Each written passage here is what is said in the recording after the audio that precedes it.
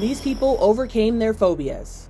You see, I don't like this. I don't like this at all. In 2016, Carolyn Casey faced her fear of bridges by riding with Inside Edition's Victoria Recano over the Golden Gate Bridge in San Francisco. What happens if there's an earthquake?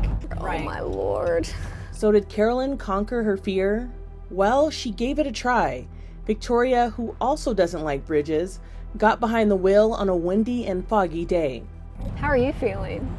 I'm actually feeling stressed myself. You can see the straight drop from here. This is one of the things I really don't like either. And it's slick, and it's windy, slick, and very, very wet. And do you feel the car shaking? A little bit. You got, oh Lord. Oh my gosh. Uh-oh. Who's honking? I don't know. They crossed safe and sound, and for Carolyn, it was a victory. Yeah, that was a little scary. People are nuts.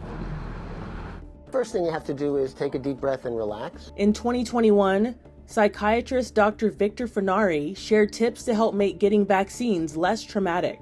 It's very helpful to have a trusted friend or family member who can offer you support. He says before an appointment, people can practice with the toy syringe.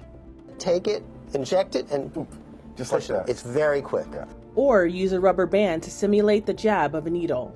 That's it. And that's it. If you realize how quick it is, how painless it is, this is really something that shouldn't be fearful. I do this, I cover my eyes. Tara Roberts has been terrified of needles all her life, but faced her fear for the COVID vaccine. I'm just gonna spend a lot of time reminding myself why this is so important and why, my fear is real, but I can set it aside and I can manage it so that I can help other people. In June of 2023, this one-day class at the London Zoo claimed to be a fix for arachnophobia. We know we've had 98% success, which is amazing. The zoo's Friendly Spider program calls itself a combination of cognitive behavioral therapy and hypnotherapy, with the chance to speak to the zoo's spider expert. These participants told CBS News why they needed to take the class. I can't walk up the stairs without having all the lights on because I once had a spider in the corner of the stairs. And I had a full-on panic attack to the point where I got so stressed. My nose started bleeding. Zookeeper Dave Clark understood their fears. Amazingly, I used to be scared of spiders. Clark has helped over 5,000 people work through their fears of spiders and even come to appreciate this beneficial species. In 2018, Inside Edition's Lisa Guerrero faced her fears by swimming with sharks. So it was terrifying, but it was absolutely invigorating, and I'm so glad I did it. So I got a phone call from my producer asking if I would be willing to do a shark dive. My first reaction was no. Right here. Oh my gosh. I said yes, eventually. The sharks are right underneath us. For me to do a shark dive really was difficult and scary for me because that was one of my greatest fears. And I've always been afraid of sharks ever since I watched Jaws as a little kid. Even though I grew up on the beaches of Southern California, I've always been afraid of being underwater. I've never been snorkeling or scuba diving, so I've never worn that equipment. What? Oh my goodness.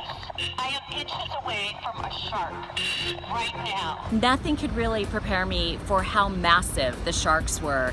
And you don't get a sense of that when you watch television or in the movies, how big they are when they actually come up to you and they're looking at you. Now I have a much better sense of the peacefulness that the sharks live in. Their environment is beautiful underwater. That was terrifying and amazing.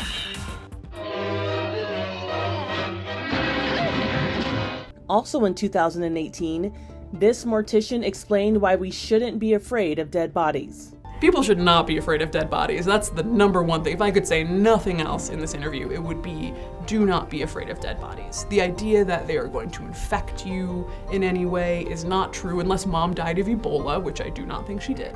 In the 20th century, people stopped dying in the home. We stopped having our funerals in the home. We even stopped slaughtering our animals on our own property. All of our death has been outsourced to corporations and professionals. So of course you never see death anymore. And when somebody does die, they're immediately taken behind the scenes and hidden away from you.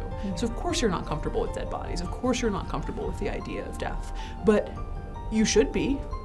You should be. It's worthwhile to be. It's worthwhile for your own peace of mind, for your own relationship with death, for your own anxieties, for your own mental health. It's important to think about death and the realities of death in a healthy, open way. So we need people in our communities with that knowledge, and it's important, and that death doesn't have to be viewed so negatively or so stigmatized.